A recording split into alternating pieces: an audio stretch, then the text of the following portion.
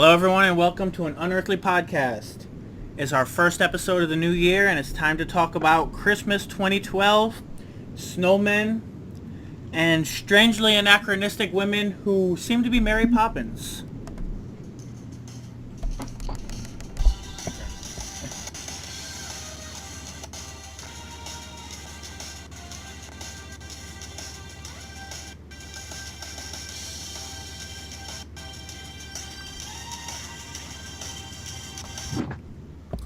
Alright, everyone, for those of you tuning in for the first time, an Unearthly podcast is a Stars End production. It can be found at stars-n.net, madmadinc.wordpress.com, and fantasy and sci-fi loving news and reviews. It's a Stars End production in association with Mad Inc. and Fireheart Inc. Today is actually a rather special occasion. We have two first-timers to Doctor Who. It would be General Lotz and MizzeeOH.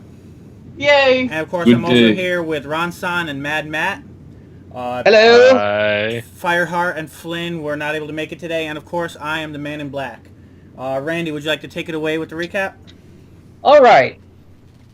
Show began in about, 1840s, 1850s? Somewhere in there.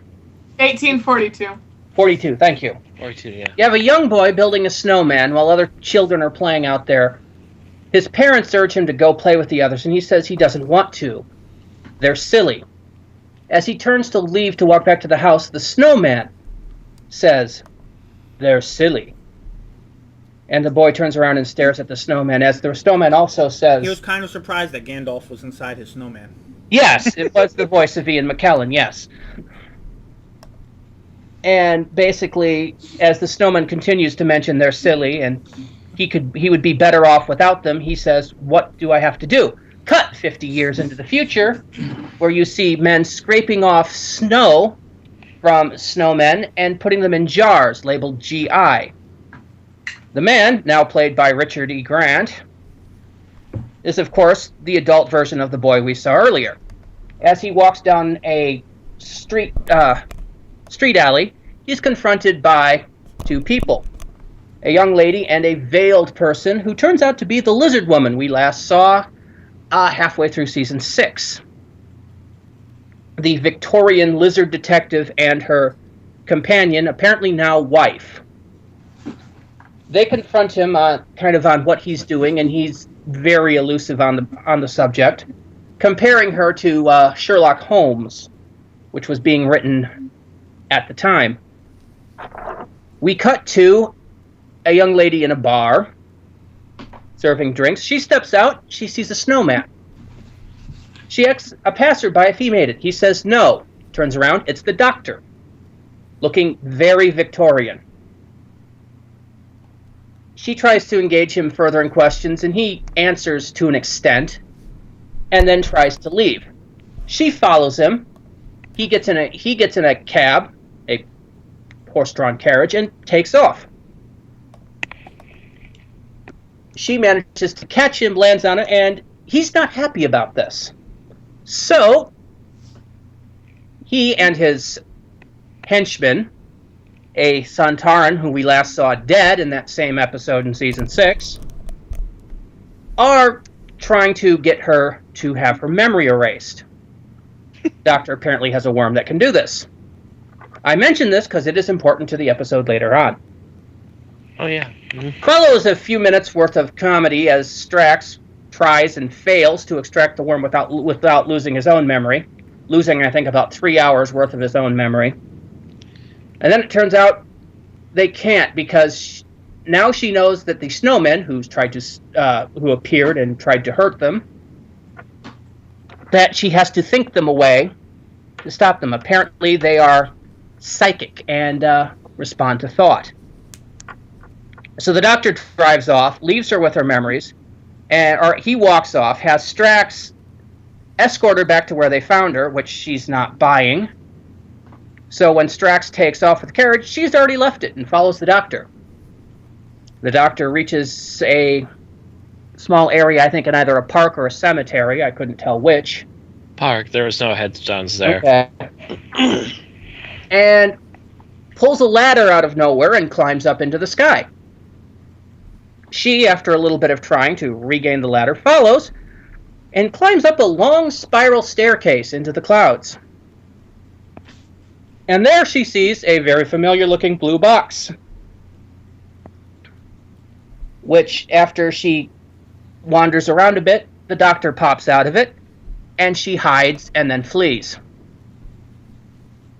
Later on, it's revealed that, in addition to being a barmaid, she's also apparently a governess to a rich man and his 2 kids. One of the girls is apparently having bad dreams about their previous governess, who was frozen in a pond for over a month the year previously and was very bad to them. Damn, I didn't save the I was frozen today clip. Why didn't I do that? Anyway, when they go out, that pond is still frozen from the recent snowstorm, even though all the other snow is melted. And she finds this odd, so she goes to tell the doctor, which winds her in the park yelling, "Doctor," where she's confronted by the young wife of the lizard lady, who takes them to their place. Who she's probably explained that the doctor does not do help, and if she wishes to try to convince him to tell him one word. After a bit of thinking, she winds up telling pond. This is relayed to the doctor, and that actually sets him into action as he begins investigating this whole snow situation. After a bit, he discovers that the man, the Richard E. Grant character, what was his name? Dr. Mr. Simeon, that was it, is the one behind this, and the big vat of snow he has in his office. And discovers, of course, the pond where the governess was frozen. That must be related to it all. He shows up at their place when out of the pond apparently comes an ice version of their previous governess. Very pissed off. The doctor shows up, melts her, after which she promptly reforms, and after some chaos ensues, winds up with the governess and the doctor. The governess's name is Clara, by the way, on the roof of the building, which is where the doctor put his little cloud. They climb up the little ladder and staircase to the TARDIS. The doctor gets to show off the new TARDIS interior, hands her a key, after which she's promptly grabbed by the ice governess and thrown off the cloud. They crash. Everybody there thinks she's dead. The doctor materializes around her, and after a little bit of angsting, he determines to save her by saving the world. So he goes, confronts the bad guy, shows a map of a lunchbox that has a map of the London Underground circa 1967, and mentions something about it being a strategic weakness to a metropolitan area. Strips away the voice of the Ian McKellen voice of the snow, which turns out to be, of course, the voice of the young man. The man, still determined, even after discovering that basically it was just all of his dark memories formed in that created this intelligence, decides to go through with it anyway, grabs the lunchbox, which the doctor told him contained a piece of the Ice Woman. Instead, it contained the memory worm, which bit him and drained all of his memories.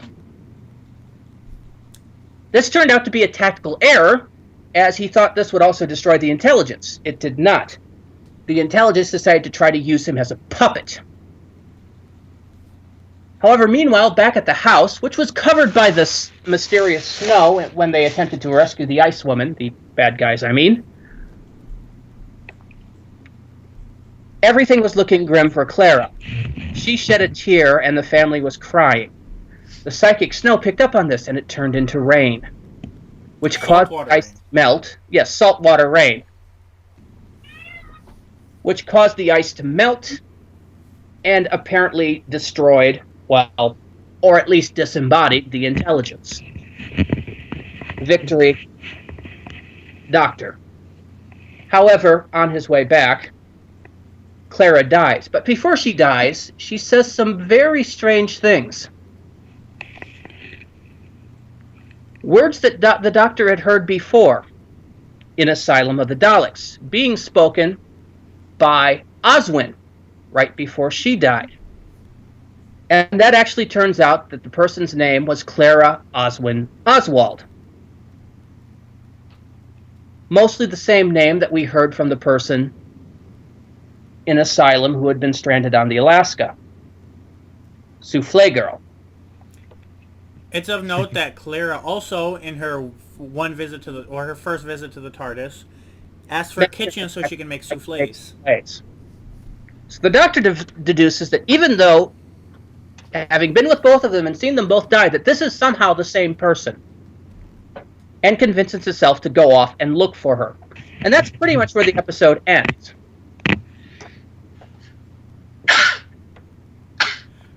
So this is, I think, the point where we give our opinions. Yeah, I actually had a few things I'd like to say, but since it's their first time, I'd probably rather turn to John and Opal and see what their first impression was. Well, we should probably preface this with the fact that I've never seen any Doctor Who before. John has watched a little bit of it. I watched the one with the 9th Doctor, if I'm not mistaken. So you're both very out of date. Go on. How to put this? We didn't like it. No, not in the slightest, unfortunately. It's not so much that we didn't know what was going on. Even though there were some things that kind of left us in the dark, like who the character was that Clara apparently was before. Some things just started off kind of abruptly. Who are some of these characters?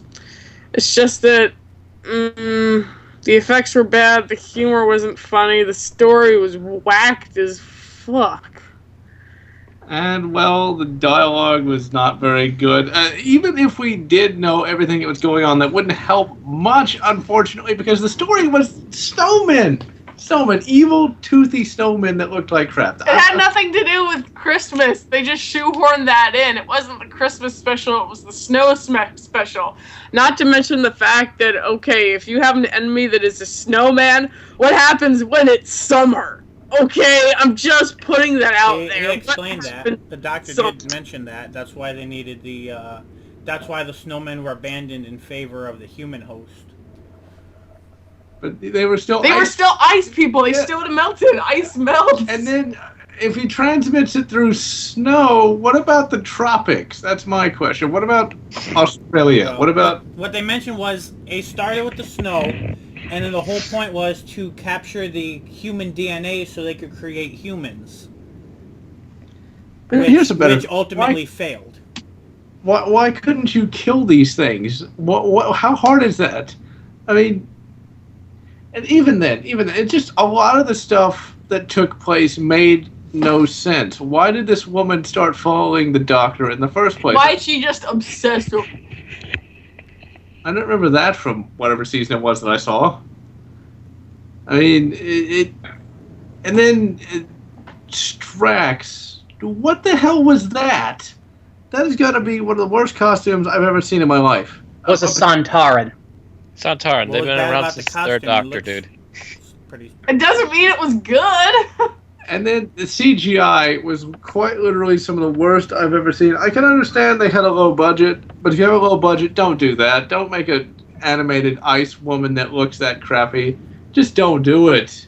Yeah, that was my only nitpick. And then we could go on. I mean, it just quite simply was not good. I know it's like the last episode of like season 6 of series 2, but even if it wasn't, this is not going to get us into Doctor Who. Actually, it's not the last episode. It's kind of the mid-season of it. I mean, I don't know if this is what Doctor Who's usually like.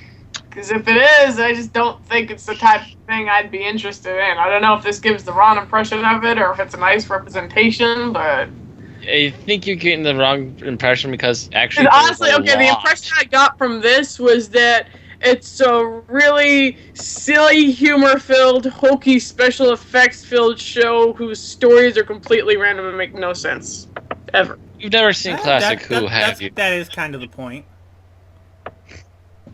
I can't go for that. It's sci-fi. I can't go for it if it's executed like that. I can go for it in the idea of it, but not that. I don't know. Just something about it just didn't click with me. Nor with me either. I mean, it. Well, I also would add that BBC is suffering massive money losses, so they're cutting corners literally everywhere. And yeah, that kind of means Doctor Who's digital animation production just kind of tanked. Yeah, I don't think they're using the Mill anymore, which was the production house that did the special effects through seasons 1 through 4. And I wish they were back. 90% of the time did a fairly good job of it with a fairly low budget. But not low enough.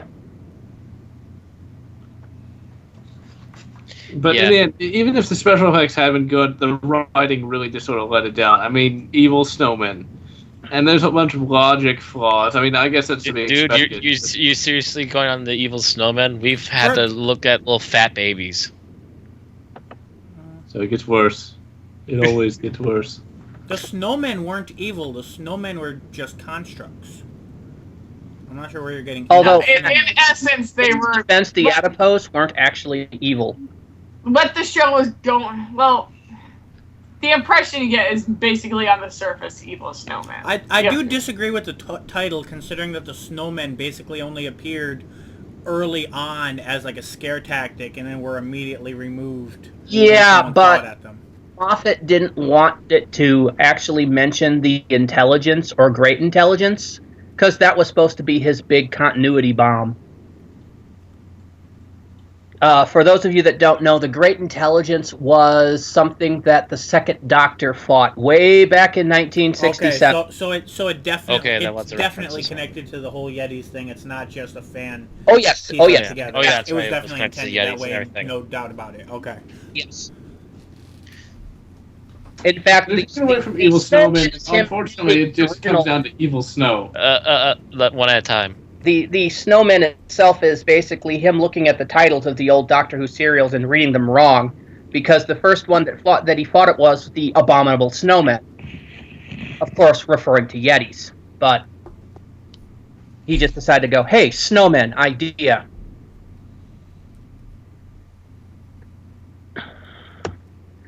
More like I you just just can't took one take the idea show and thought like it. seriously at all. For our new people, I just sent a link to them that shows the suns from the classic series. I just can't. If this is how it is usually, I just don't know if I can take the show seriously. It's a very lighthearted show.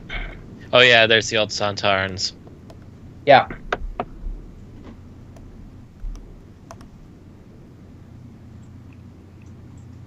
And I that, think the biggest logic that's them back flaw. with the shoestring budget too. I think the biggest logic flaw has got to be the one-word answers. I mean, come on, the world is being attacked by evil snow. How hard is it to just? That I would definitely say was my biggest issue with this. That he so much would rely on random luck to get who's essentially supposed to be, the world's greatest superhero to actually get off his ass just because a group of people stopped traveling with him.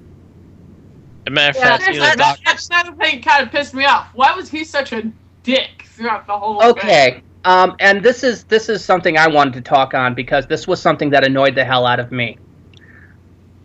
Basically, what you two don't know is in the last episode that we had, the Doctor lost his two companions, Amy and Rory. They were sent back in time, and due to crossing his own timeline, he could never go back and get them. And the fact that so much time travel and so many paradoxes had taken place in where they ended up that if he tried to travel there, he would pretty much be blown out of the time-space continuum. It would possibly break the universe. Why? I still cry bullshit, but that's pretty much how they explained it. And that Why? As far as hand wavy explanations go, it kind of makes sense. If there's that many, that much.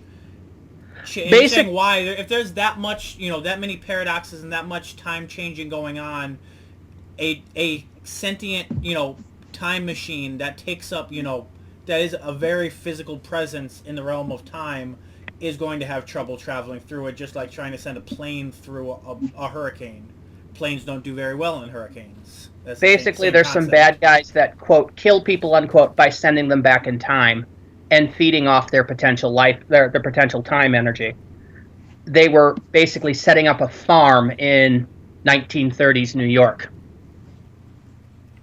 And so many people that were sent back in time basically started causing massive time problems, overlapping timelines, etc. Time being changed so much that if it was rewritten again, things would break. Not to mention, between the Doctor, the Daleks, and even the paradox that the Ponds created, there was so much other stuff going on in that same part, that same part of 1930s New York, that it was hazardous to go there in the first place.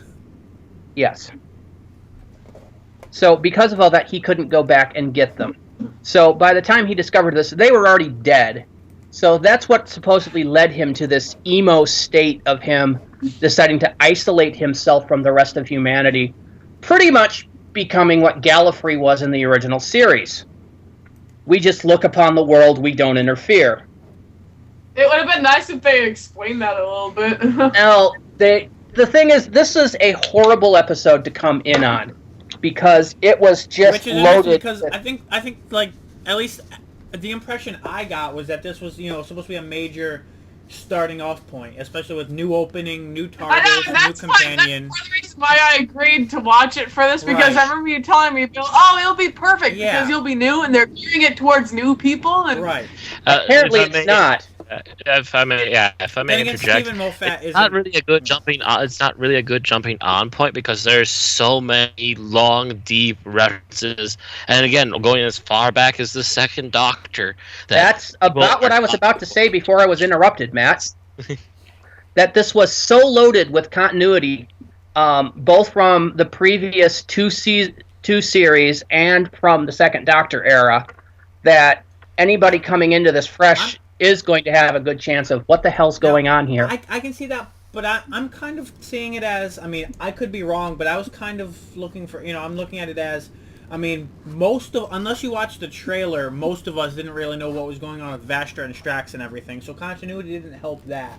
So really the main two continuity things are the Ponds being gone, and I would think that, at the very least, this is a stance that Flynn would take, that the emotional acting and such should pretty much explain as much as a brand new person would need to know, that he's in an emotional state and needs to be shocked out of it. Obviously the word pond would need to be explained to somebody, but that could potentially be overlooked. And then there's the Asylum of the Daleks callback, which again I would think actually is they explained really well enough that a brand new person I think should be able to understand that there's something at least the gist of it. They should have added a little bit of flashback to that. They probably a little bit should've. more, yes. They should have added something about the whole pond thing, because when she said that, Matt shocked him out of it. I was like, okay, what she mentioned a pond. What the hell? Amy's last name was Amy Pond. I really would have loved it if they had said that. Yeah, Moffat wrote this based on the assumption that you had seen at least the last half season. That's why Moffat is Which is considered interesting an idiot. because in every other way they're treating this as though it's an entirely different season.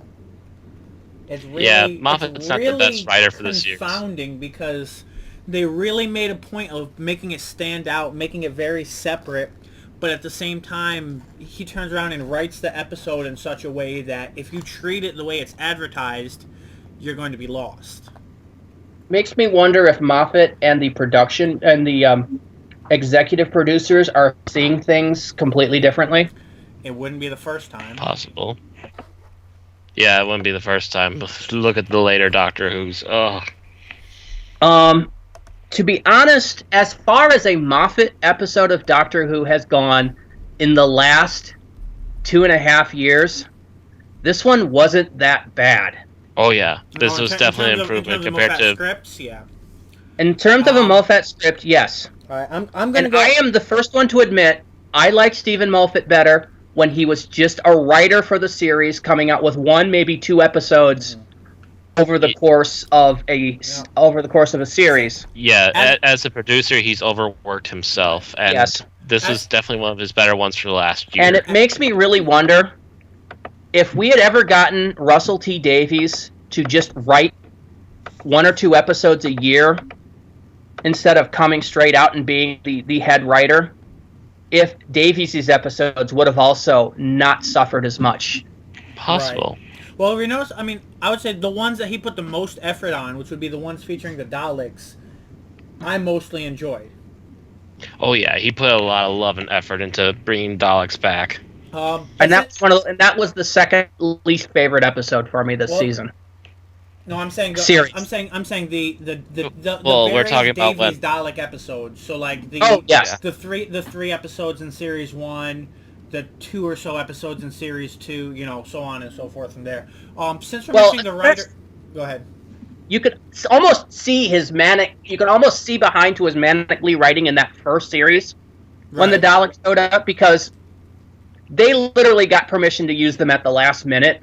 Yeah, because Daleks could almost are going to be a new thing. Write about Daleks. But then they became such an overused plot device for Davies. It was like, I'm out of ideas. I need to go back. I'll write another Dalek episode. I mean, seriously. Out of the 4 series finales and end of series episodes that he had, 3 of them involved Daleks. I didn't mind that. I quite liked the Daleks. I didn't, although I did think Journey's End was... The Dalek part of it was pretty much... Journey's End? Yeah. The Dalek part of it was pretty much out of nowhere. Since we're mentioning... I still don't even know what a Dalek is. Yes, to avoid isolating the new people, since we're mentioning the writing and the script, what I think was the main draw to this episode, and what I think was its strongest point, and I know Opal mentioned the exact opposite earlier, I would say was the comedy of this episode. What do you guys think about that? Specifically, Strax and the Doctor's interaction. Strax. Love which I think Strax. was the main strong point. Interact with the Doctor. I'm not as fond of Strax as Matt is, apparently. He had humorous moments, but it drew thin on me quick. Oh, I can also speak for mine and Aaron's experience. Sherlock Holmes. You are a potato! Oh, that bit, I loved that bit. Where he turns around and goes, and if I want the advice of a psychotic potato dwarf, I'm just like, okay, I love that line. I want that line on a t-shirt, please. Of course, I couldn't stop laughing because every time he opened his mouth, I pictured John saying it, and it fit so perfectly. Except, but no, the whole bit where he would be, you know, forceful and then turn around and say the sympathetic thing, got on my nerves. Like I was told that you may want grenades. No, not that part. No, for example, maybe she said help. This house is under attack. Remain still, human scum. And then he followed it up with something else or whatever. Or he was just got old. That got old. Oh no! After about 50 minutes. You were saying that was the strong point, where basically he was like he's trying to reassure them by threatening them, essentially by saying they're under attack. He's there to help them, but making it sound like he's there to attack and kill them. I found that to be annoying after 20 minutes. I enjoyed him all around. So. And to be honest, the lizard detective and her little girlfriend, I didn't like them the first time they appeared. Yeah, Vastra and Jenny were oversold in this. I think they were... I don't know if it was too many main characters to the point where they built Vastra up as being, you know, a main character, but she didn't really have much to do other than to be a secretary for the Doctor. And She was not needed. I definitely and, thought. and she also got her chance to be a Commander Worf and got tossed across the room. And they stole one of her jokes. If you guys obviously Opal and John would not be aware of this, but in A Good Man Goes to War, when they had the first time Strax called a girl boy, and Vastra had her little joke where, oh, you're calling my girlfriend a boy, she's definitely a girl. It was I think it was funnier the way they did it, but I'm trying to explain it. Yeah, I just personally I could have done without them. They could have actually written this episode with just the Doctor and Strax. They could have. So adding them was just unnecessary amount of characters added. Yeah. It was pretty much just to be I filler. think that's kind of a staple of Moffat. I think Yeah. Davies would write a lot of, companion the Doctor and a random visitor, Shakespeare or whoever they're visiting. Whereas Moffat does seem to have a very big supporting cast, but they don't always have something to do. They're a lot of times just there for... characters. Yeah, it was like that last episode which had River Song in it, and River Song basically sat in the background for like 70% of the show. Right. I mean, which was the only good part of it. Unless you're going to go with the whole, marriage is powerful theme that they seem to be pushing. Yeah. But that anyway, sorry, I talked about River Song. I have to wash the taste out of my mouth. I am kind of wondering with the way that this episode went if we have seen the last of River Song. It's hard I hope to tell, so. But it's kind of. I hope so.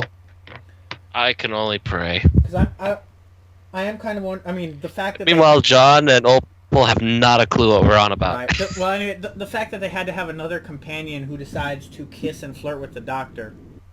No, that's right. We haven't mentioned that yet today. Would anyone like to go on a rant about that? The Clara thing. I must admit, I'm curious where Moffat's going with it, but it has so much potential to piss me off. It does, not because, funny. See, that's why I walked away from this episode with very mixed feelings, because I love the comedy. I love the way Clara as a character, most of it. But the fact that she really seems to just be a rehash of the same archetype that brought us Captain Jack and River Song. And Jack was great. River had her ups and downs. A lot of people would say more downs than ups, but most people would say she had at least a couple of ups. My opinion on River Song is on record. And so far, just to reiterate, in case you've never heard this podcast before, I hate River Song.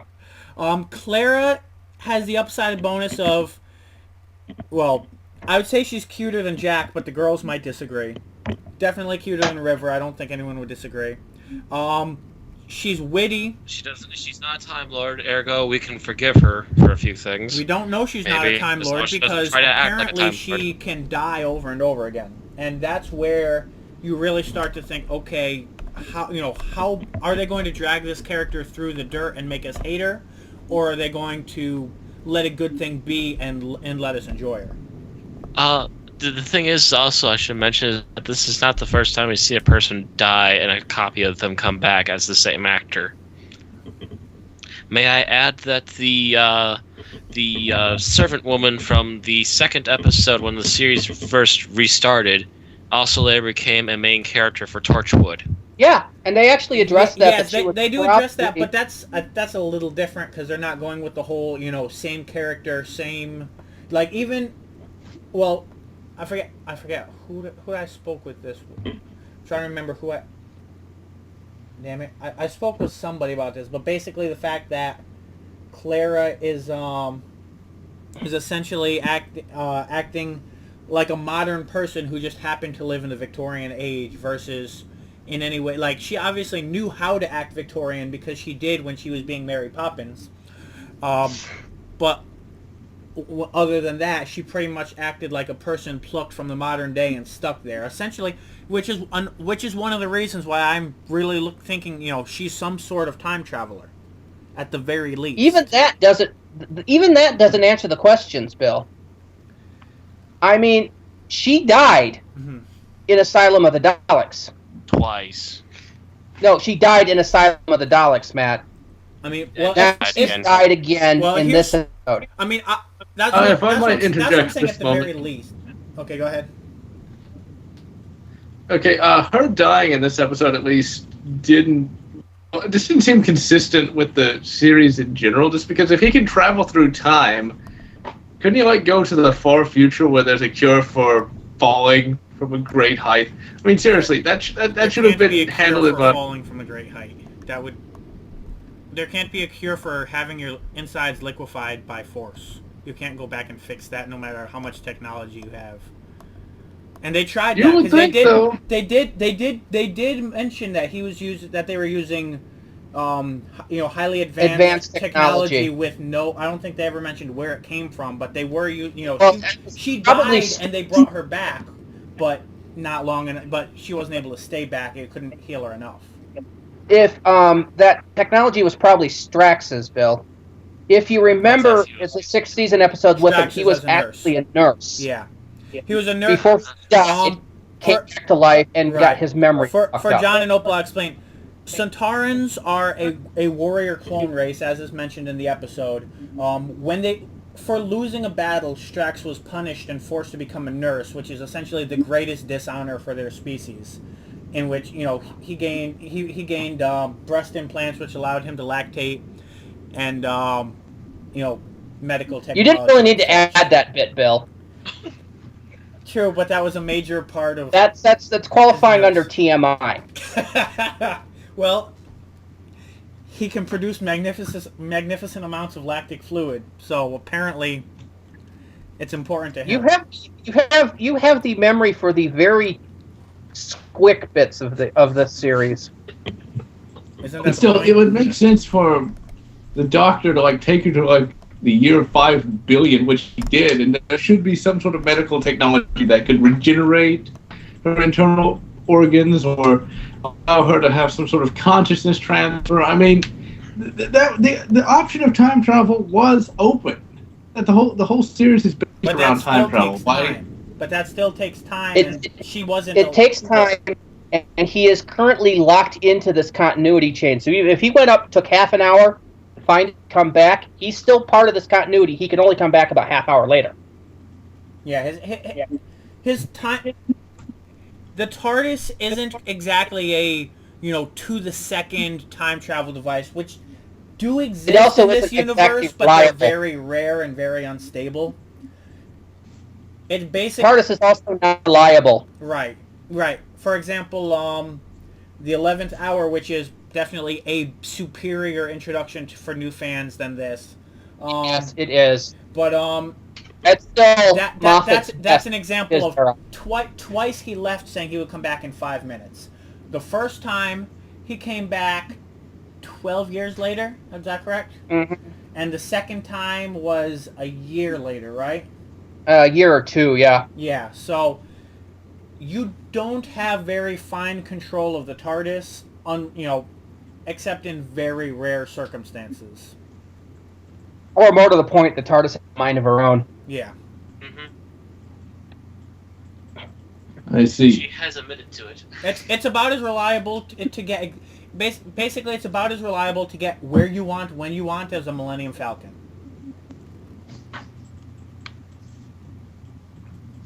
The Millennium Falcon during Empire Falcon's Strikes Back. reliable. The Millennium Falcon's hyperdrive breaks down every time there's an Imperial cruiser on your tail.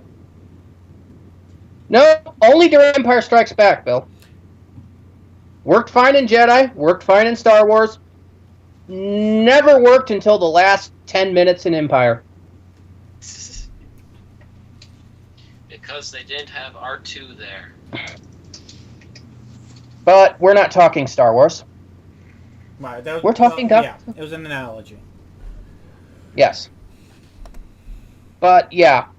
The TARDIS has a mind of its own, so you could set it to go 5 billion years in the future to get a cure, and wind up in 1642 during the French or not 1742 during the French Revolution. That must be a fairly recent thing, because I seem to recall from the series I watched that they were able to go to specific time periods. When were you watching? He said he watched the Ninth Doctor, but here's the thing: Even the Ninth Doctor got things a bit wrong. There was one episode where he was aiming for 1867 Italy and wound up in Cardiff in Think about it. 1860 period. The first time he brought Rose back to Cardiff, he meant to come back 6 hours later. He came back 6 months later. Yes. So right away it established that fact. That it was unreliable. Sometimes it's spot on. Other times, it's not so spot on. It's whenever the TARDIS wants to have a laugh at him. Yeah, it's basically when he thinks he's getting too confident at controlling it. He's not. Apparently that grindy whoosh sound is actually the brakes still on. Don't mention that, Matt! That was the worst line ever said by River Song. Because if the Doctor drove with the brakes on, then every other Time Lord in the original series drove with the brakes on. So that line makes absolutely no sense. According to the Doctor, every Time Lord in the original series didn't understand their own technology. So what? I think it's a bit of a lie. What? I forget where the quote came from, but it was basically the fact a quote from the Doctor talking about how they were flying around in prehistoric technology that they didn't, understand how to create anymore and such like that. I do not remember this quote. It was probably like a Deadly Assassin quote or something like that. But I know there's a Deadly Assassin back and forth, Bill. It wasn't in there. Okay. Yeah, you're talking to Flynn would probably know what I was talking about, but he's not here.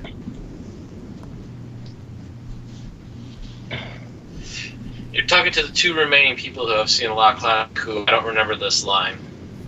I remember the Fourth Doctor yelling at people that they're running around in an ancient piece of junk spaceship, but that was not Time Lords. Yeah.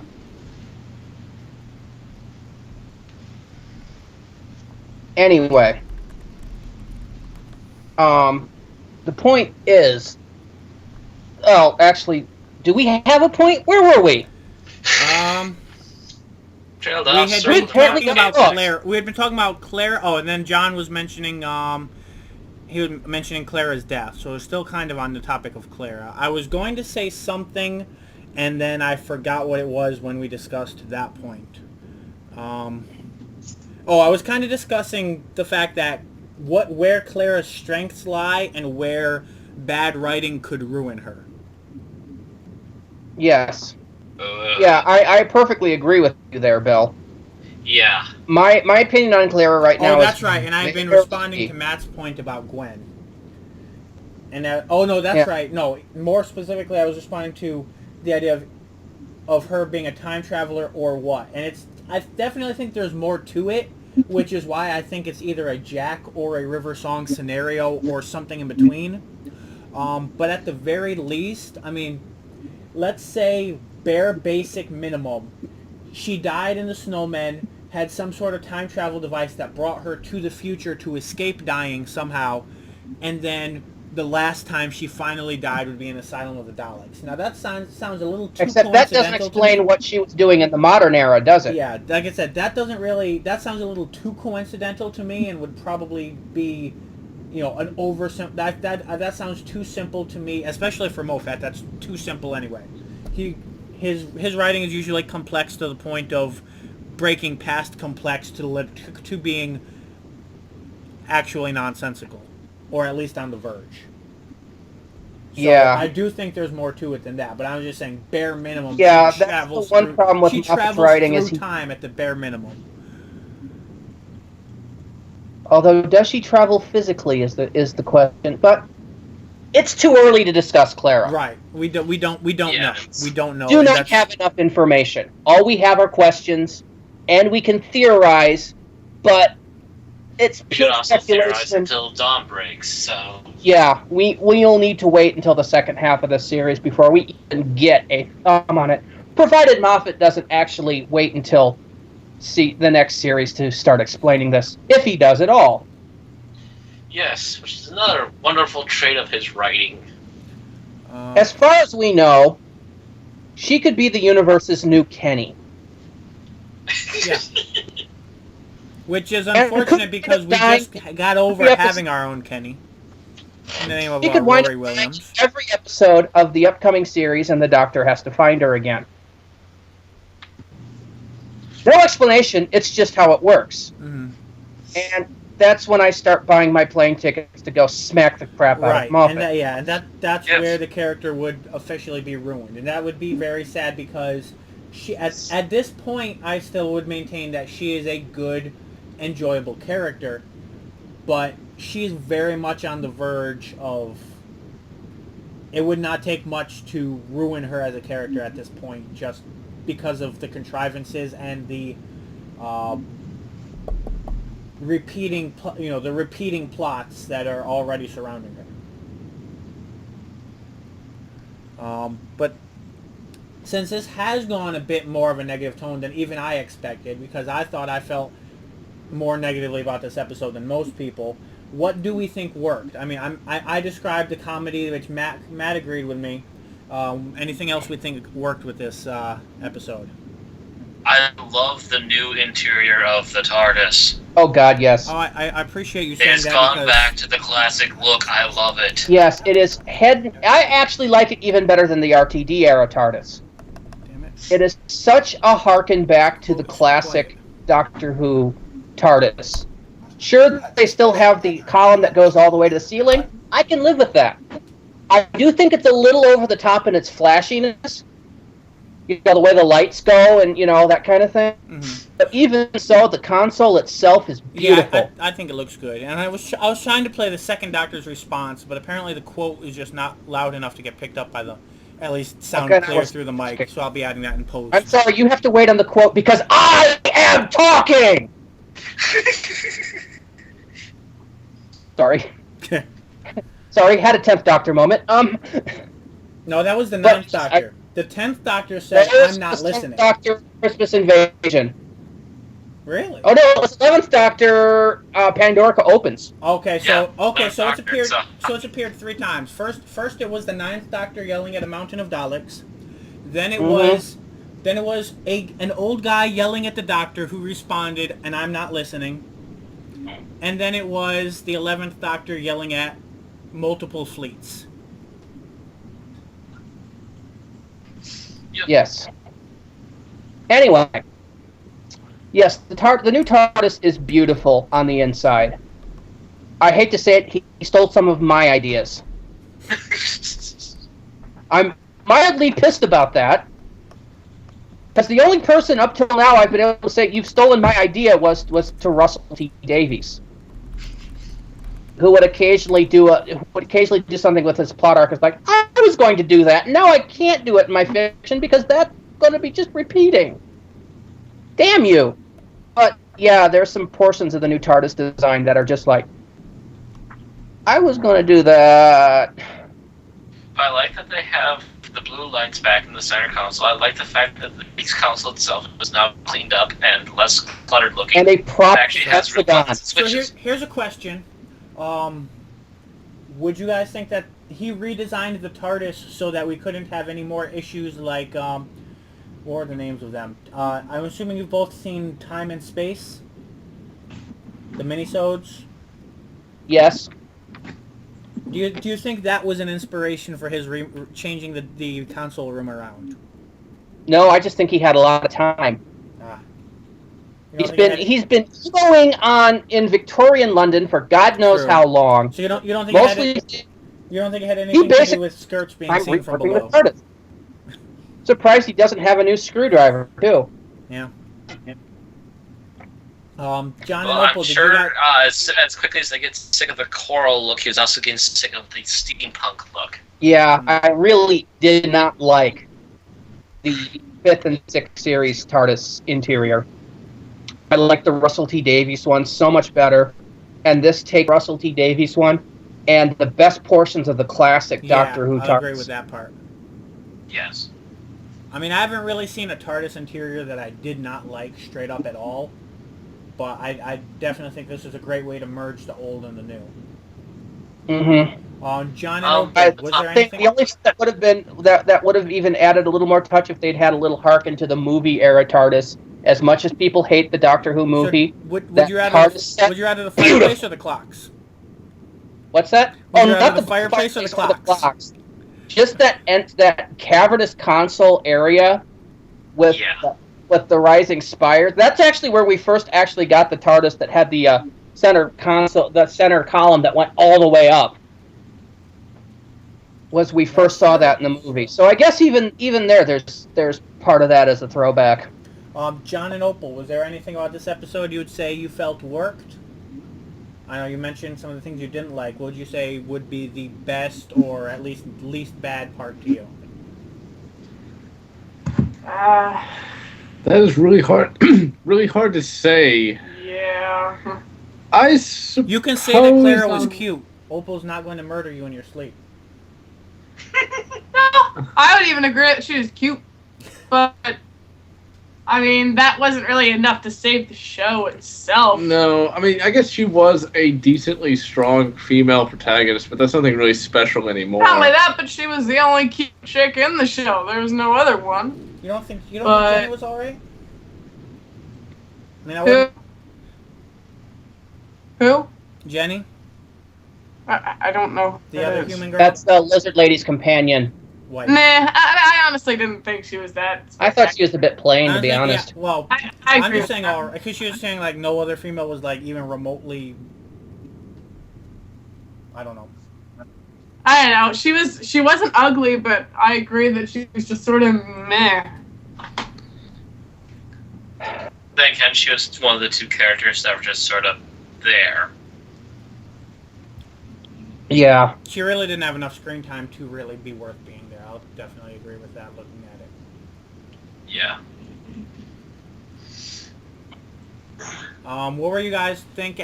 So this being your first introduction to the Doctor, now, so let's say, ignoring the first half where he's essentially the jackass part of the 5-year-old personality of this incarnation of the Doctor, from the point where he shows up with the puppet on. What would you guys say is you would feel your first impression of the character, of the Doctor? Yeah, I'm sorry, but I thought the puppet part was the stupidest fucking thing. Oh my god. Basically, I'm going to stick with just rewatching the 9th Doctor because he actually was kind of cool, whereas this guy is really... You might want to throw 10 in there. Yeah. I liked 10. And I'm not fond of 11. I'm going to say... But I don't think it's the actor's fault. I think it's Moffat's fault. I'm going to say... The 11th Doctor definitely has his strong points, don't get me wrong, but I would say, I think of all the people in this room, the 11th is our least favorite Doctor of the 11.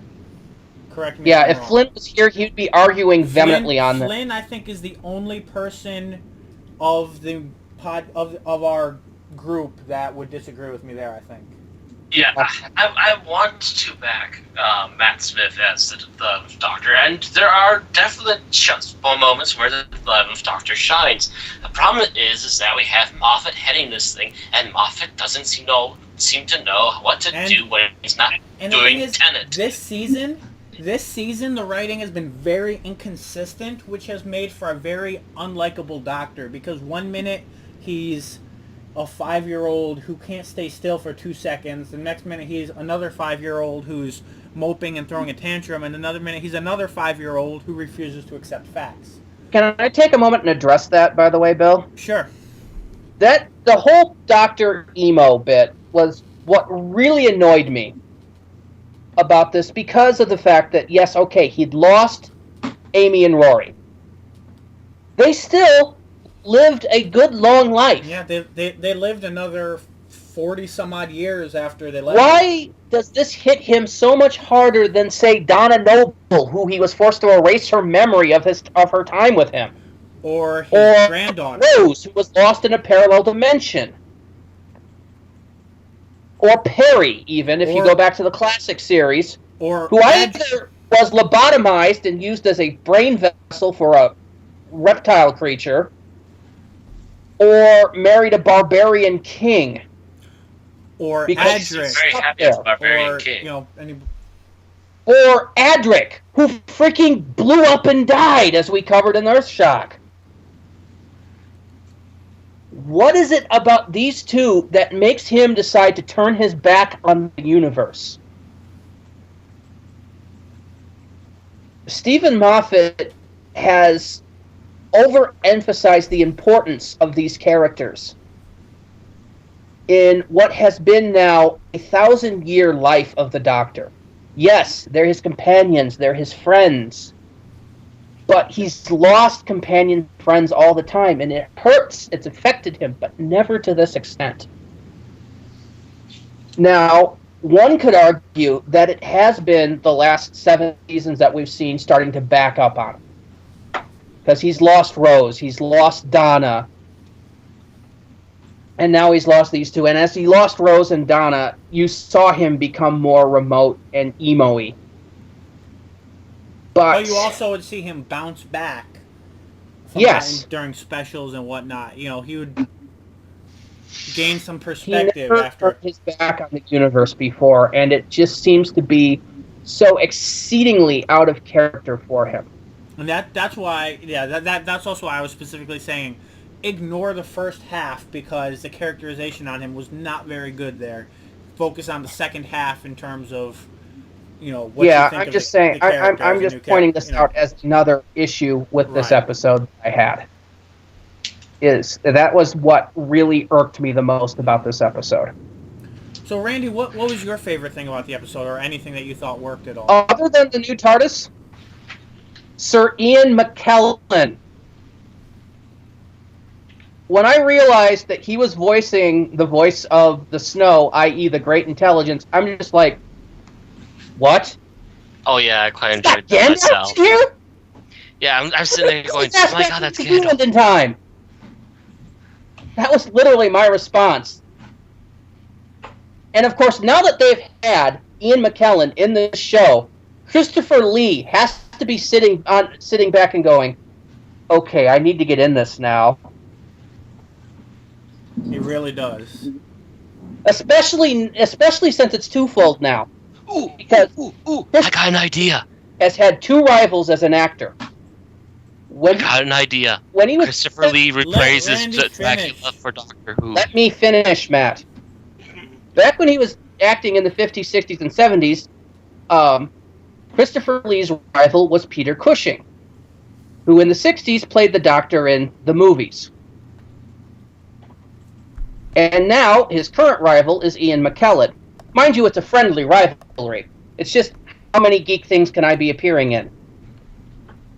And so now both of them have appeared in Doctor Who. Well, technically McKellen voiced in Doctor Who, same difference. So, he has to figure out a way to get in here. And who wouldn't want to see Christopher Lee in Doctor Who? Anyone? Christopher Lee as Dracula. No, Doctor Who. Hammer Studios or whoever owns the rights would sue. Unless they were Heck, Doctor I'm Who doing fans Dracula anyway. movies, so they can fight it. Yes. Actually, I don't think. Can you? Well, actually, no. They don't, Right. I'm not sure if I Added would even. Dracula to Doctor Who crosses lines that should not be crossed. Is Dracula in the public domain yet? Yeah, I think so. If not, it's darn close. Either way, anytime a show features Dracula, it's pretty much a good sign the show has jumped the shark. Oh, this show's had vampires before. It's had multiple vampires before. Power Yeah. Rangers bounced back. I do remember the episode with Buffy. That was a little odd. The Blade movies jumped the shark with Dracula. It's just one of those things that you should not put into your main continuity stuff. And Doctor Who and vampires, like I said, Matt, yes, it's been done. Do you remember what it was? Is the fact that, you know, back in the dark days, the Time Lords and the Great Vampires were at war, and the Time Lords exterminated them all, except for the elder one who managed to escape to another reality, which is where that episode came in. That's already been dealt with. Are you talking Vampires of Venice or something else? No, I am talking classic series, Okay. State of Decay. So Part like, of space trilogy. Vampires of Venice was definitely one of those episodes where it had an idea that could get a lot of people interested, but an execution that left a lot of people bored. Yeah, But I would also remind you that Dracula actually did appear in Doctor Who once before. what's that? Dracula himself has actually appeared in Doctor Who before. As a waxwork. Oh, are you Was talking it about the Chase? chase? Yes. God.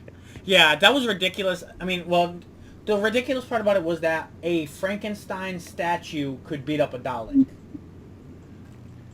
It was awesome. Oh, so new opening. Chase was largely a comedy episode. Let's face it. Yeah. And that was back in 65? No. Around that. Yeah, 65. So new opening. Okay, I liked the new opening. New opening was awesome. The new opening, as I well. loved the fact that it harkened back to the classic Doctor Who, that just for the briefest of moments, Yeah. you saw Matt Smith's face. I mean, I do miss the wormhole thing, but at the same time, it's not essential, and I don't necessarily mind. You know, The mind it wormhole being thing, gone. oddly enough, the wormhole thing, in its kind of the present form that we saw it in, started in the Doctor Who movie. Makes sense. There was the time tunnel back from the Fourth Doctor era, Mhm. but it was not in its that weird form that we saw in the 9th and 10th Doctor openings. That was closer to what we saw in the Doctor Who movie. Except done much better. Looking, Better, I think. yeah. And then we got to the Moffat opening for the stuff, and I have never liked that opening, no matter how much they tried to alter it. The whole traveling through the thunderstormy cloud thing, no. Was a bad opening. And they've replaced it. And I watched that opening. I've watched it 6 times now, by the way. And I thought, this is better. I can look at this opening and think Doctor Who. I also like the fact that they got rid of the DW TARDIS-shaped things. That Doctor Who logo thing they'd been using since... Oh, the one they've been using for series 5 and 6, and the Yes. first half of 7. Notice that was not in the opening credits. The DW in the shape of the TARDIS was not there, and I would definitely say I thought the RTD opening was better than the early MoFat one anyway. Yes, it was. I hated that opening, and they're still using the 5 and 6 song. I really think they need to tone that down a little. Because they think the thing is going to be edgy and dramatic, and You know, the thing is, Murray Gold, the composer for Doctor Who, said back when they were back in the first series, back with Christopher Eccleston, the 9th Doctor, said the thing about the Doctor Who theme is that the original Delia Derbyshire version from the 60s, in its purest form, is the best thing out there, and he didn't want to overdo it. right. And I agree because I think because I would say outside of the original Hartnell theme, the RTD theme was probably I would definitely say would be my favorite because it's almost identical mind you, to the original. Every time Murray Gold has redone this theme, he's added more to it and taken it away from that classic feel. Yeah. Because he added a little bit to it in the second Doctor, which wasn't bad, or in the second series. It was adding the middle 8, which I thought was perfect. The middle 8, by the way, is the bit that goes do do do do do do do. That part was missing from the 9th Doctor era, and it annoyed me to no end because that was part of the theme. He added it in, and I was like, yes, awesome. Then we got to the 4th series, and he started... I call that the rock and roll version. It was the first version of the Doctor Who theme in the new series that you could headbang to. And I was still a little worried that it was getting a little overdone. And then it went through that in specials, and we got the 5th series.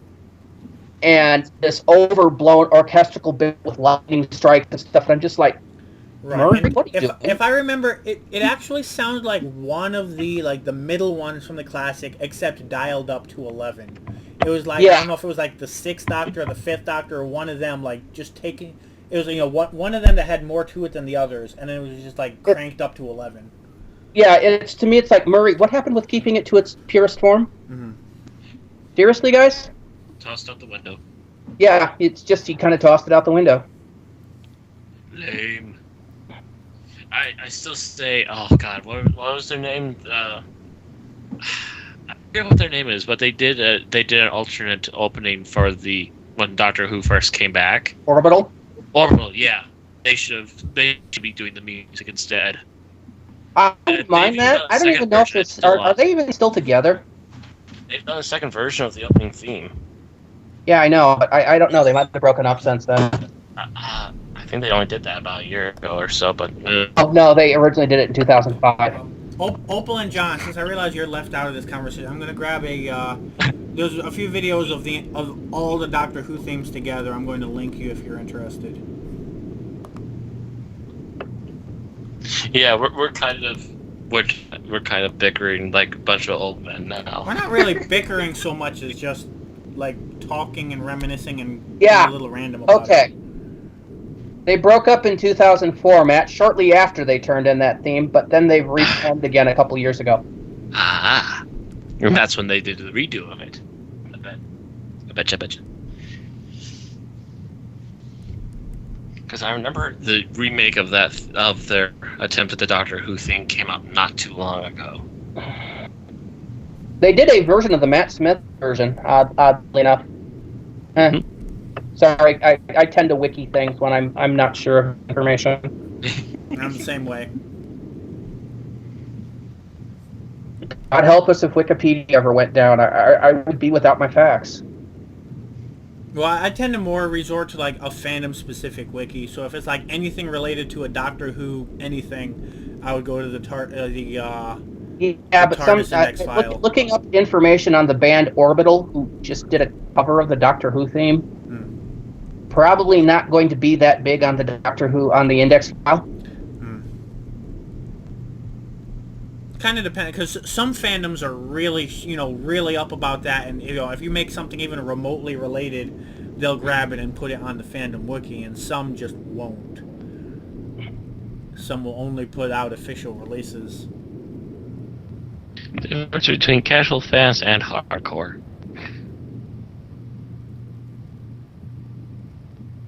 Anyway, where were we? Anything we want to do before final thoughts on the episode?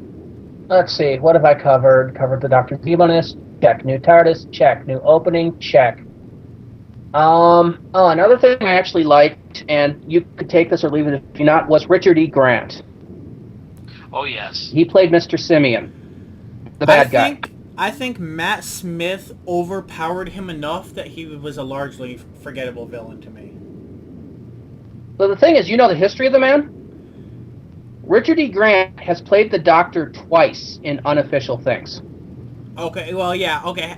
I see, having him in definitely be good, but I'm just saying in terms of the way the character was written and the story, he basically he didn't have enough to do to leave a lasting impression on me. Well, he was at least a strong one anyway. That's kind of the characters he's been playing of late, as these cold, calculating characters. Richard E. Grant would give him a few years, and Richard E. Grant will make a wonderful Ebenezer Scrooge. He basically played one of those guys who's basically, he's the human puppet who thinks he's, going to get riches and ends up ultimately being nothing but a pawn for the alien invader. And you've seen that in every single science fiction series out there, and it's just not that memorable in terms of character-wise. It's like he's there to set things up and then be discarded when there's no more use for him. And not discarded in the way that he's discarded by the writer in terms of, the writer having nothing to do with him, but simply that's the way the villain works, is that, ultimately the human has to be discarded to make way for something greater. Yeah, in a way, it is a disappointment for him to be used like that. To be honest, I would have brought him back as the new incarnation of the Master. Oh.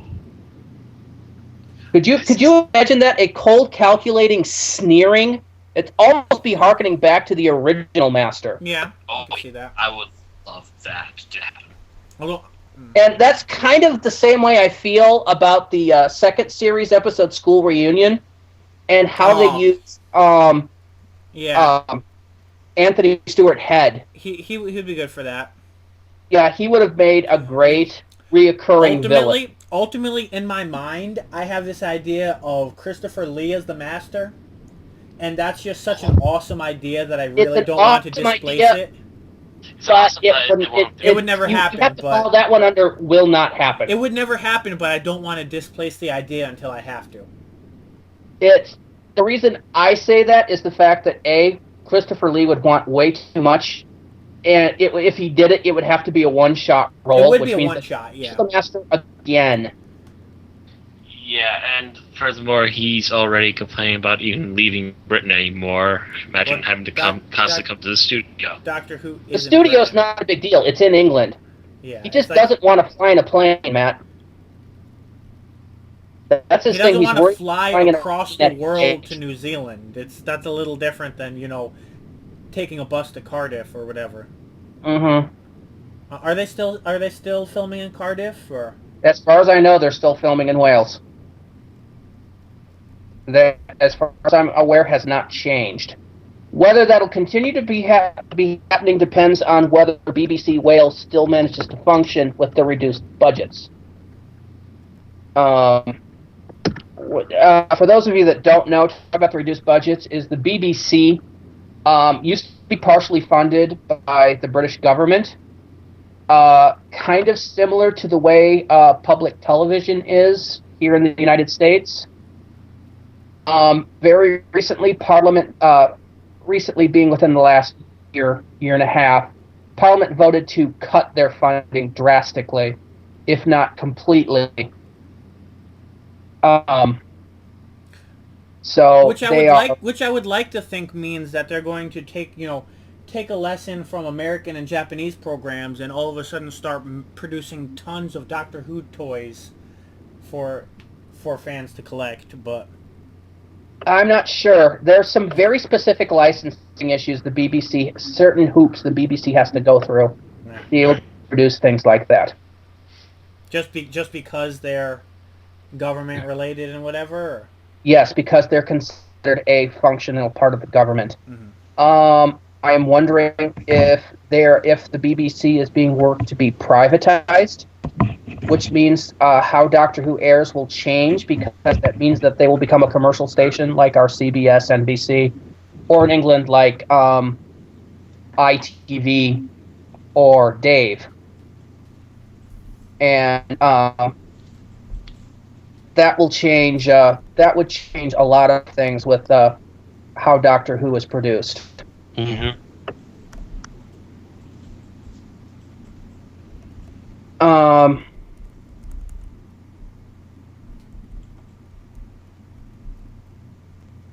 It's going to be interesting to see how that works. Definitely, they've lost a total 20% budget reduction across the board. They've cut staff. They're, of course, cutting, each show's budget, everything. And, I mean, this is hitting across the board from Doctor Who to Top Gear. Which means we're not getting Torchwood back anytime soon. Probably not. No. I would also note that for anyone who's not into politics, essentially right now, Britain is being run by Republicans.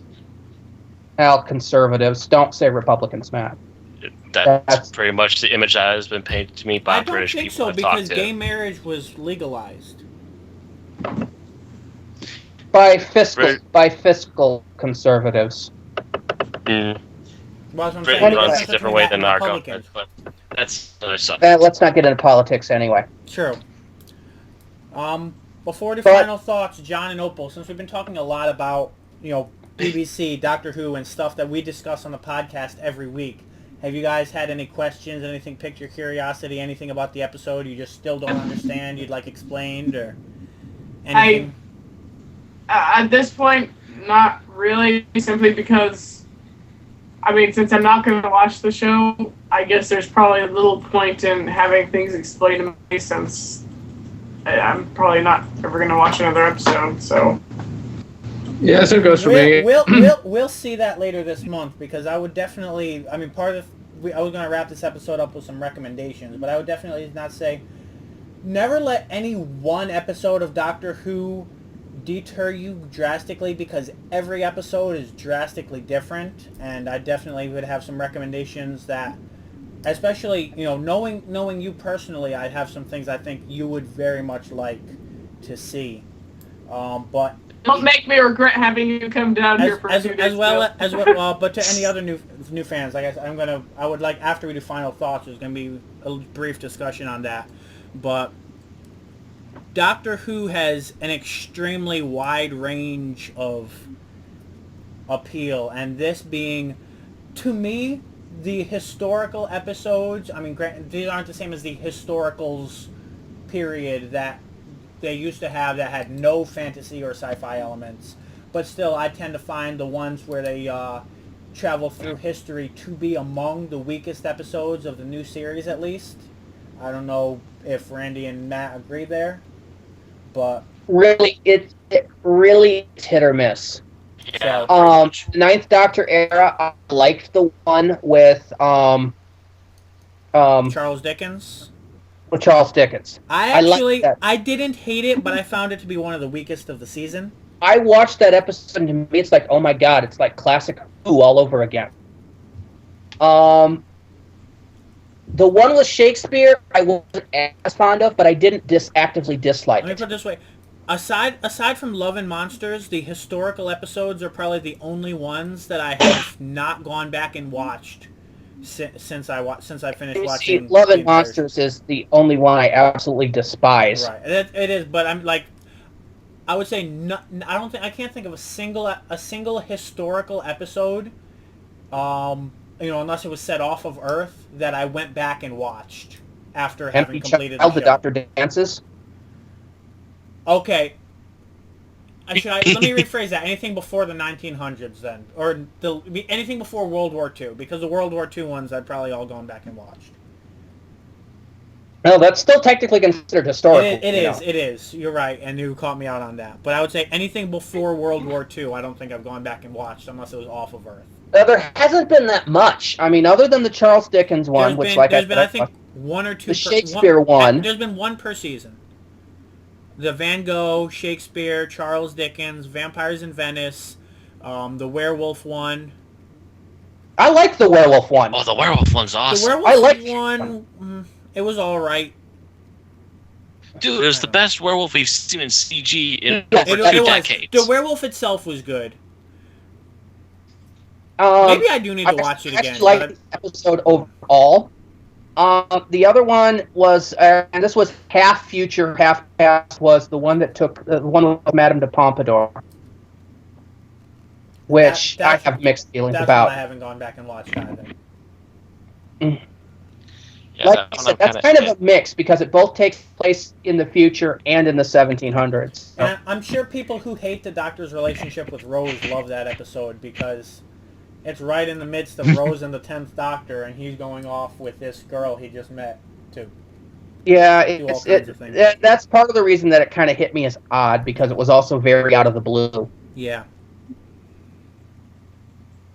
The 10th Doctor did like to kiss the ladies. Ladies like to kiss the 11th Doctor. Mind you, there's several scenes in that episode I love. The Doctor coming out with the tie on his head and, Was that the one where he pretended to be drunk? That scene? Yes. Mm-hmm. Yes, I love that particular scene. From Thick Alia. And so is your dad. But, yes. Opalwade and John, did you have any comments, questions, anything about anything that we've discussed? Or from the episode? Not really. My main thing is this. The writing for this episode was absolutely abysmal. Moffat. Moffat! Alright, so I think... That's it. It's no longer Bellman for me. It's Moffat. Right. So I think with that, we can go on to final thoughts. Any comments that you felt you haven't made yet, or if you feel like you need to wrap up, and your score Best of the Moffat episode out of 5. this year. Well, start with John and Opal, and we'll go around from there. I think we basically already gave our final thoughts. We just didn't like it. So it was horrible. Would you say 1 out of 5, 2 out of 5? I'd give it 0. 0 out of Ouch. 5. Mm. So I'll you give it didn't half point. laugh at one. You didn't laugh at a single joke. You weren't. I didn't like any of it. Okay, we laughed, but it wasn't at what they. We laughed in a way. Oh my god, this is horrible. Yes. I think John's been a bad influence on you, Opal. Mhm. No, because it just no, it wasn't a good show. And who's to say he influences me and not the other way around?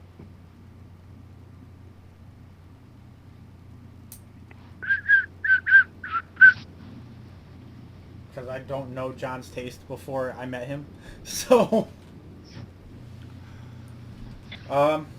So anyway, you're saying you would both agree that both 0 stars? I don't like it, and this makes me have even less interest in seeing Doctor Who than I had before. So good for me, unfortunately. Last Doctor was good. This one, not. Okay. Matt? It was a good episode, but it was good for Moffat. Moffat, yeah. So you're saying it was good based on a sliding scale where a 3 out of 5 would be a 5. Yeah. Well, actually, you say For a good even. episode for Moffat, but then we think about it. You're saying since he became showrunner, because when Yes, RTD since he was became the showrunner, showrunner, yes. he was a great episode writer. Oh yes, Moffat was excellent back in RTD's era. Yes, look but ever forward since he to his became episode. head Speaking of honcho of which, the show. And to interrupt where we are, John. You mentioned you watched the 9th Doctor. The Empty Child, the episode with the children and the gas masks and everything. You remember that one?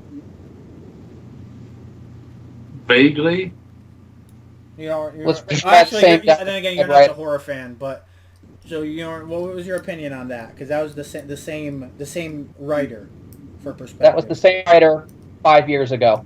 6 years ago. Basically, I can only remember the kids in the gas mask. I don't remember anything about the writing. Yeah. Hi, and Captain Jack? You don't remember Captain Jack? I recognize the name, but that's it.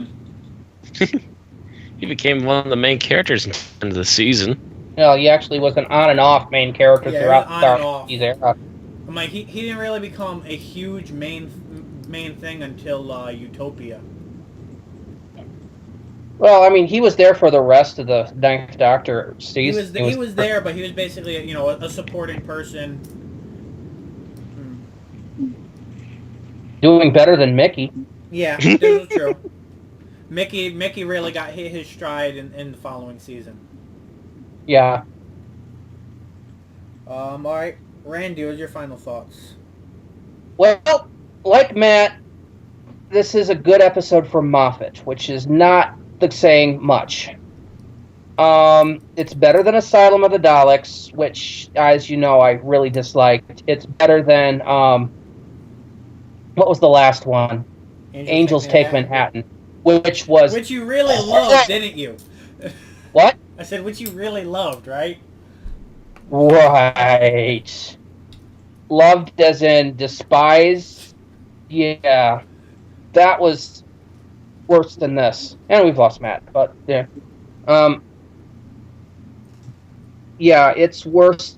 This is better than Angels Take Manhattan. I'm sorry. There was nothing, even the CGI snowmen were not as bad as giant evil Statue of Liberty walking around 1930s New York.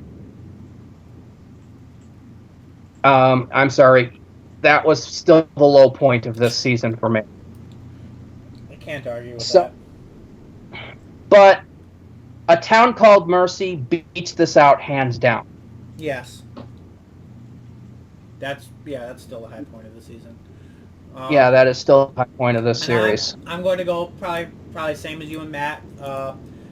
Probably 3 or so out of 5. I mean, it had its strong points where it was enjoyable. I liked the humor. I thought it looked good, except for, I'm basically just going to say the scenes in the house, because that's the only place where the ice lady shows up. And other than, outside of her, I'd say it looked good. Villains could have been a little stronger, but they were passable when you consider that the villains weren't really the main focus. When the mystery around Clara and the Doctor getting over his own demons were the main focus. And that's actually Moffat in a nutshell. There we go. The villains not being important in their own stories. Yeah, the actual Doctor fights the monsters is not important than the whole character drama. I mean, if you remember Power of Three a couple episodes ago? Yeah. Where the entire fight with the big bad was a ginormous anti-climax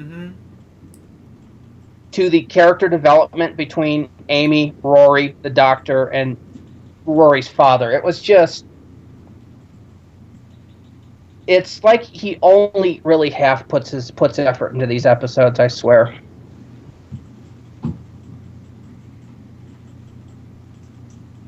In short, Moffat's overworked, overtired.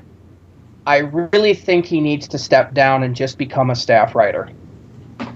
Or one really or the does. other, or stop writing episodes and focus on looking over people's shoulders and giving them outlines and such. Correct. If you recall correctly, and I do, during the classic era, if you were the head writer, you didn't write episodes. You edited other people's episodes. And made them fit better. Yes. We've had some great episodes by other people. I mean, we have freaking Neil Gaiman writing episodes. Oh, yes. And His episodes have been excellent. We have so another far. one coming from him this season. The Cybermen. I can't wait.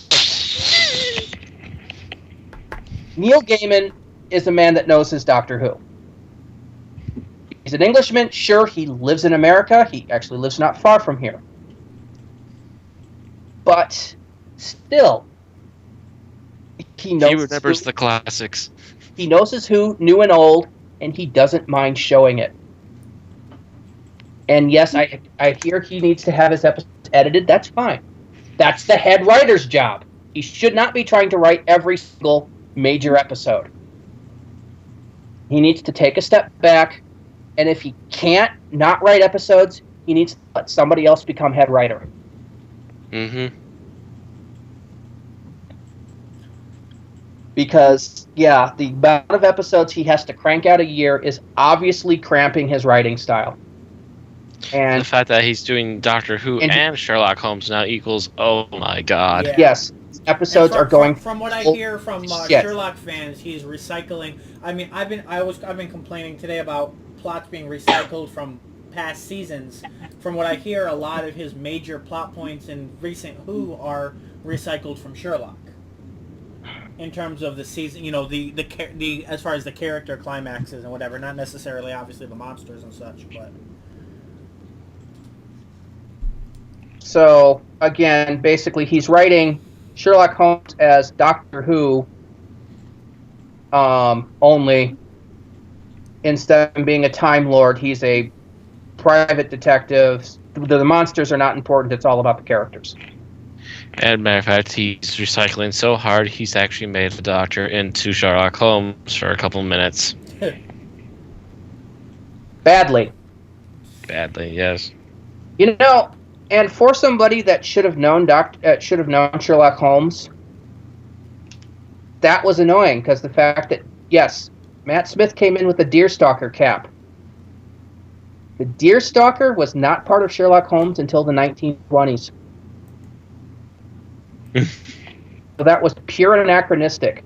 So while he could still do that and claim to be Sherlock Holmes, people would not have recognized him as Sherlock Holmes. Well, he announced himself to be Sherlock Holmes. They asked who he was, and they were like, "Wait, that's a fictional character." No, he didn't say that. It's like, remember, it was him in there and his butler, assistant, whatever, And who is it? And he's like, sir, it's Sherlock Holmes. Right, but Wasn't I thought he was no. basically like, he claims to be Sherlock Holmes. Nope. He said it's Sherlock Holmes, as in recognition. I still interpret that as this is how the guy introduced himself when he came in, and that's how the person who let him in is relaying that information. I just found it to be an anachronism. That's all I'm saying. It was just one of those things that made me twitch slightly. Because I know way too much about Sherlock Holmes, goddammit. Alright, now, final thoughts aside, since this is kind of a, the Snowmen itself wasn't so good for new viewers, but since this is an Unearthly podcast episode with new viewers, let's briefly touch on that. I know we're not going to spend a full episode's worth of time talking about it, which we could, but as for recommendations for new viewers, for someone like Opal, who has a touch of horror and atmosphere interest, you've seen an episode you didn't like here, I would definitely say either watch The Empty Child before you completely write off the series. And for anybody who really wants to get into the character and the premise of the show, The 11th Hour is also a great starting on point. If not the best starting on point that I can think of. You even said yourself, though, that all episodes are very similar in atmosphere to this one. No, I said the way you described it is definitely a reason a lot of people like the show. I just can't believe that the atmosphere would vary that terribly much from this. So Blink. Watch The Empty Child, and then make your final decision. Our good new series horror. If you want to see Victorian horror done right from the classic era, Doctor Who: The Talons of Wang Chiang. It's a Tom Baker episode from 1977, I want to think, from Robert Holmes era, and that man knew his horror. I still probably won't watch either. Watch Blink. It doesn't even have the Doctor in the episode that much. We'll see. And it's Tennant's Doctor, which I still say is infinitely superior to Matt Smith's. Yeah. As for Bill's recommendation of starting with the 11th Hour, the 11th Hour for me was the beginning of the 11th Doctor. It was the high note of the 11th Doctor, and other than the occasional episode not written by Moffat, it all went downhill from there. Mm-hmm. So really, that's like saying, let's just watch the descent into mediocrity. Well, if you're going to watch it linearly from there, yes, but I'd like to look at it. It's a great way to... It's a better introduction to the show than Rose, in my opinion. And yeah, you know where I would start? If I was going to introduce somebody, New Earth. New Earth. Yes. Beginning of the second series, David Tennant. You're dealing with the beginning of Tennant other than the if you're Christmas going invasion. to do that, I would say watch the whole trilogy, which I would say is still a midpoint in terms of strength. I would still... But I mean, if you're going to do that, I would start with, what was the first one? End of the World or something like that? Then New Earth, and then Gridlock as a trilogy. Which is it's spread out over 3 seasons. It's like the second or third episode each of 3 seasons. Yes, but then you're watching it non-continuity. If I was saying if you were going to start watching it in order, I would start with New Earth. Because it's a good pickup point. Yeah. It's better than Rose, which I'll admit has its issues. Mm-hmm.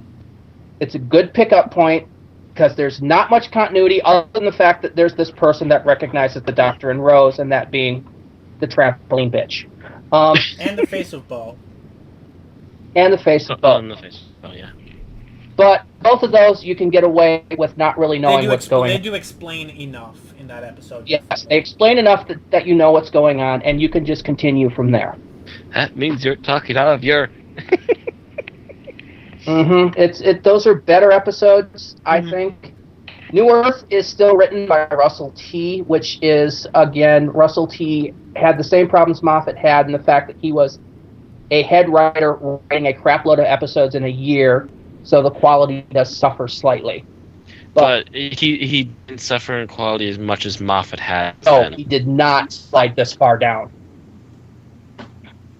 Didn't Davies write mostly Love and Russell Monsters? T's- What's that? I thought Davies wrote Love and Monsters. Yes, but he had a lot of constraints in writing it because he had to use the villain that was selected by the child from the Blue Peter contest, true. and he had to write it even before he knew what the monster was. So Okay, he needed to write it very Generic. I quickly. still would say there's enough wrong with that episode that doesn't excuse even half of it, but I'm not saying that you should watch it based on that. I'm just saying that there's a lot of things that were hampering him when writing it. Mm-hmm. It is why they have never done another Blue Peter writing contest that entered the main continuity again. They've done like little webisodes using monsters selected by Blue Peter, but not ever. Well, it was even disappointing because the kid you mentioned, the monster's supposed to be the size of a bus. Yeah, whatever. It's nice and all, but it's not even the right it was a bad size. concept. John and Opal, I don't know if you know, Blue Peter is a children's show in England. Yeah, I had no idea. Neither did I. I actually didn't either. But Yeah, Blue Peter it's been... do you guys remember like Captain Kangaroo or that kind of stuff back from the 80s and 90s? You know, the children's show that actually had hosts? I vaguely remember a Captain Kangaroo, but It was, what I mean is that you actually had... Blue Peter is it's kind of like a children's variety show in a way, where they will bring on Is it certain really? guests. is it really terrible that the closest thing I can think of that I would know would be like Pee Wee Herman Show? Or whatever the hell it was called, Pee Wee's Playhouse? In a way, though not as eclectic as Pee-wee's Playhouse. I liked Pee Wee's Playhouse. It was kind of like you, if you do like a lot of things that make me think you need to be on acid to enjoy them, so... But, really, Blue Peter is aimed at primary school children, which would translate to our elementary school. So, they're really aiming at that age bracket for Blue Peter. So... Think if SpongeBob SquarePants had his own variety show. only not as annoying. Yeah. So when you have a contest there where you have them create a Doctor Who monster, and it would be selected by them and would appear in an episode of Doctor Who, you can't expect much. And I still say there had to be better suggestions than the Absorbaloff. God. Again, it's supposed to be the size of a Speaking bus, of which- and cool to have Doctor Who giant monsters. Speaking of which, if that's really intended to, play out the fantasies of a child who wrote an episode, why all the sexual stuff in that episode? Because it was Russell T Davies writing it. It's like, especially the really terrible ending. The God, yes. epilogue. Yes. God, fuck. The only thing I liked about the episode is that they kept playing ELO. I like the concept of seeing somebody else viewing the Doctor's life through a narrative diary. But if I only think it it was would've been an actually interesting character doing that. True.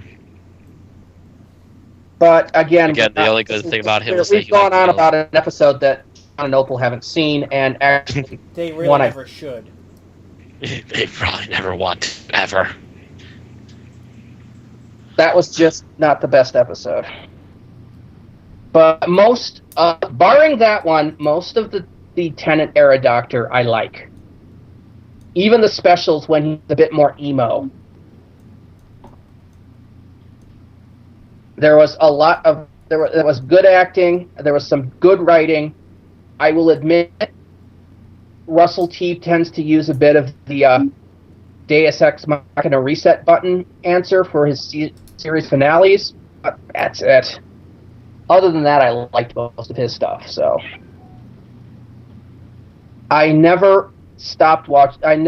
When I was watching that, I always wanted to see more, and I sometimes have a hard time justifying going back for more with Moffat in charge. Alright guys, I think that wraps us up for tonight. All right. We've got a few weeks, well, a few months before the series picks up. So for the next few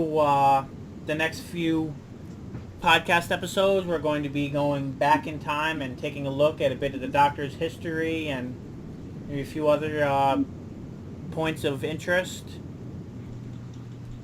So, until next time, guys, this has been an Unearthly podcast.